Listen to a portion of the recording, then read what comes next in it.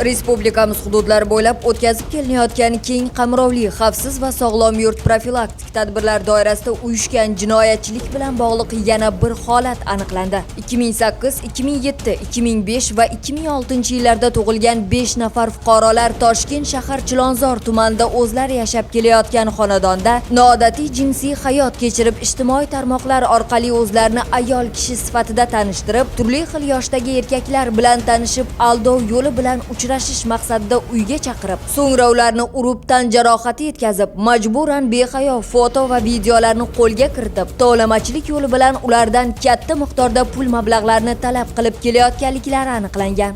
Ichki ishlar vazirligi tezkor qidiruv departamenti xodimlari tomonidan Chilonzor tuman Qatortol ko'chasida o'tkazilgan tezkor tadbir davomida jinoiy guruh a'zolari Telegram ijtimoiy tarmog'idagi kanal orqali o'zlarini ayol kishi sifatida tanishtirib, uchrashish uchun mijozni uyiga chaqiradi.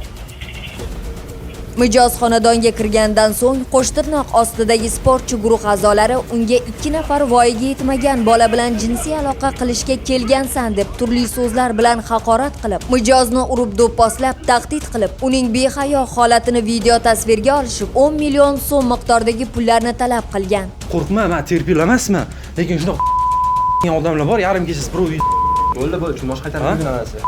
Boshqa qaytarilmaydi. Ushbu pullarni bermagan taqdirda video yozuvlarni internet tarmog'i orqali tarqatib, sharmanda qilish bilan qo'rqitishganligi aniqlanadi. Talab qilingan pullardan 5 million so'mni olgan vaqtda tezkor tadbir ishtirokchilari tomonidan qo'lga olinadi. Surishtiruv ishlari natijasida ushbu jinoiy guruh tashkilotchisi muqaddam O'zbekiston Respublikasi Jinoyat kodeksining 120-moddasi bilan sudlangan bo'lib, u qo'l ostiga sportning turli xil yo'nalishlari bo'yicha shug'ullanib kelgan shaxslarni to'plaganligi aniqlangan.